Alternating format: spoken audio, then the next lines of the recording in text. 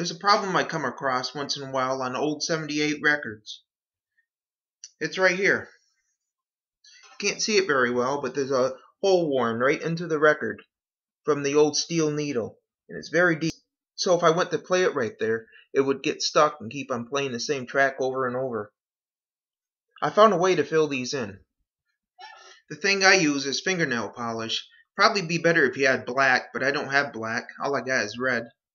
And a magnifying glass, and a toothpick. I don't have a toothpick, but this is a sliver of wood. It should do the same thing. Take the nail polish. Get a little bit on the end of the stick, because it would be very easy to get it where you don't want it to be. So it might be good to, if you have something to wipe it off with, just in case you do that. Magnifying glass. And I magnify where the spot is. That's very big. It's a big hole in that record. Very big. And I just fill it in very carefully.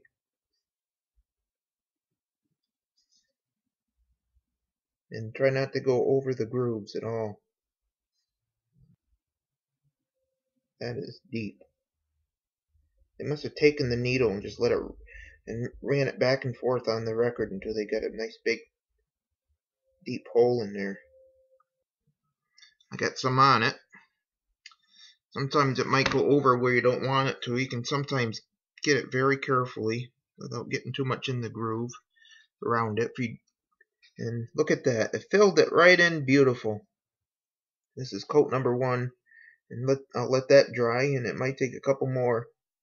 And if it works, it should play all the way through without skipping. That's it so far. Take the magnifying glass, and sometimes it'll just drip right into the crack. The crack right in. You gotta do it slowly and carefully, because you could also ruin the record too, and you don't want to do that. So take your time. No hurry.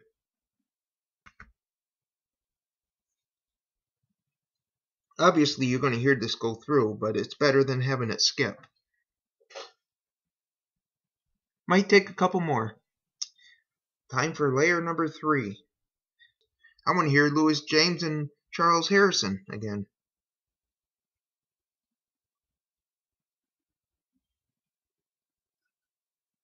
It's filling in very nice. Almost there. Looks really good. Nicely filled in now. There, that looks nice now. It's all filled in nicely. I'm going to flatten it down a little bit while it's still a little soft with my finger. Get any ridges out of it. Make it nice and smooth. You probably don't have to do this, but I'm just going to take something and clean out part of the groove where it got into the groove before it dries out. There, they're nice and clean now. Great. All the stuff is out of the grooves where I don't want it. There, it's nice and flat, and I got it looking very good. And the grooves are clean around it and everything. I'm going to let it set overnight because it's still pliable right now.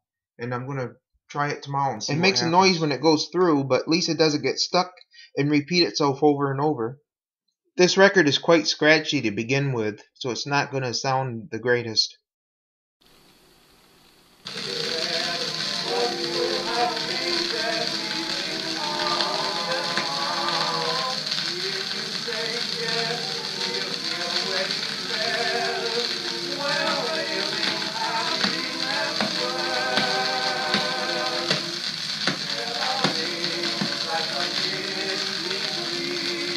And that's it.